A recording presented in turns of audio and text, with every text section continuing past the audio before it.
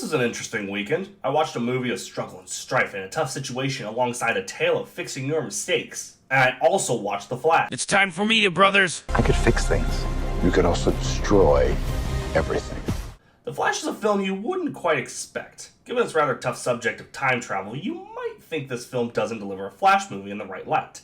And, yeah, this one's kinda mid. I really can't think of any other word for it. I'm writing this intro while I'm in the car with a dunderhead. So the Flash, you know, this guy, he can go really fast, but he goes too fast and, I don't know, screws time up. Oh, and the lead is a massive nuh-uh! Okay, enough screwing around. What's the story? Well, Barry Allen, reprised again by Ezra Miller, has a tough time coping with his mother's death and his father's prison sentence. What, a superhero dealing with loss? That's never, ever happened. Like, ever. So original. But wait, he can go into the past and change it so his mother never dies. Because as we know from other time travel movies that they reference in the film, that never, ever goes wrong. Changing the past is A-okay, kids. Except it's not when Barry runs into another version of himself, and that version doesn't have the powers of lightning fucking speed. Which I don't get why he didn't just go into the future if he knew he was in the past. It's confusing. But a threat no one is going to remember, despite being General fucking Zod, played by Michael Shannon, is not really the antagonist of the film because he's in it for like 20 minutes. Also Supergirl.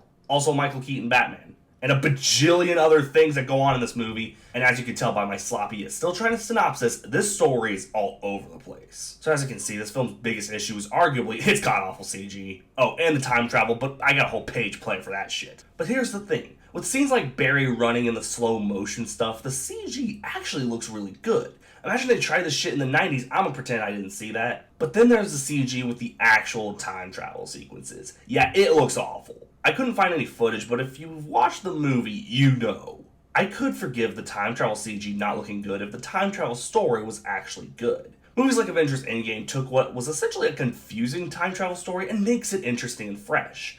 But what I give Endgame is that it has 11 years of development within it. The Flash doesn't. This is only like the third time we've seen this character in this iteration. I mean, we saw him in Justice League 2 different times, so you really don't understand the Flash as a character. This time travel shit doesn't make any logical sense, even as a time travel movie goes. So he goes into an alternate universe, but technically it's just an adjacent universe from the one he changed when he went back in time.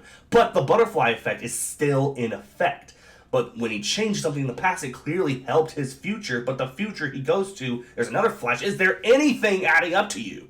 It wouldn't even be that bad if it wasn't explained like it was some nice simple concept like it was in Endgame. It's no surprise that Michael Keaton is in this movie reprising his role as Bruce Wayne, but him explaining this with fucking pasta like it's just some kind of normal theory, it doesn't really make it that smart. The film is long, I'm just gonna say it. I know I complain about time a lot, but they have a little end thing with Batman, and it could have just been cut. I won't spoil it as it is one of the hardest laughs in the movie got for me, but honestly, it's completely stupid and unrelated to the story. I guess now would be a good time to discuss the film's #1 issue, its lead. I won't go into too much detail on what Ezra Miller has done since the production of this movie, but just note it's fucked up and I don't support that behavior. With that said, one of the biggest highlights of this movie was Miller's performance. It's interesting, I remember back when Justice League came out, everyone said The Flash was a highlight for the film. Looking back, I think that... Oh, wow, they really just vanish. Huh? Oh, that's rude. Yeah, a highlight for a film that sucks. It's like calling Cardi B Woman of the Year in 2020 because she was, in fact, the Woman of the Year in 2020. Getting sidetracked, Ezra Miller really gets the tears going, especially with Barry's mom. With that said, I didn't find any performance I especially hated. Even Michael Shannon as Zod, I would think that's a terrible casting choice, but surprisingly, he pulls it off alright. Michael Keaton has always been one of my favorite live-action Batmans, and this movie shows why. And then there's Supergirl, who I wasn't expecting to like all that much. While she's definitely not the funniest, she is a very interesting take on the character. Get out of here! It's interesting because clearly this movie isn't what I would call good, but it is harmless. Like, outside of the butt-ugly time travel CG, which clearly was just the movie running low on budget, I can't think of anything immediately bad about this movie. Sure, the time travel shit makes no sense, and honestly, yeah, that can confuse people, but it's hard to call this one of the worst of the year, or even bad. I've clearly seen better movies, but that's it. I can't call The Flash the worst. My official Letterboxd score is a 3 out of 5. Barry, what are you doing? Our kids are gonna want to see this. Elements cannot mix. If you know the year Pixar had in 2022, you know how important Elemental was. This was a real chance for Pixar to get their groove back, goddammit. Okay, but if there's anything the Mario movie and The Machine have taught me, it's that critics are poopy heads, so clearly I just have to go with my own feelings. And my own feelings say, this is clearly not one of Pixar's best, but I actually really enjoyed it. Again, it's not the best movie to come out from Pixar, not by a long shot, but this is very much enjoyable with a good sense of humor and gorgeous animation, even if the story isn't terribly fresh or new. Okay, let's talk about the story. In a city full of elements, water, air, and earth, we see two fire people named Bernie and Cinder immigrate to the land. But they find it's difficult to get work or even shelter due to the fact that they're, well, fire. They find refuge in a new place where they open their shop, and years later, their daughter Ember, voiced by Leah Lewis, is ready to take over their father's ownership. However, Ember seems to have a temper issue, especially when it comes to customers. Things go haywire when she meets a water guy named Wade, voiced by Mamadou Afi. You guys know how I am with names. Comes by as a pipe inspector, and such, they go on this big journey that tests their friendship and even love. Yeah, so as you can see, this isn't especially a strong story, but I gotta admit, the film's highlight comes from its leads.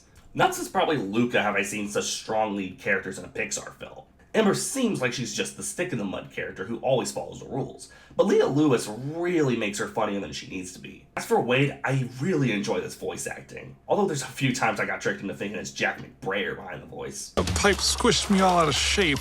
I can fix it! The film is really beautiful. Every time a new Pixar movie comes out, I always have to remember Toy Story and look at the progress we've made.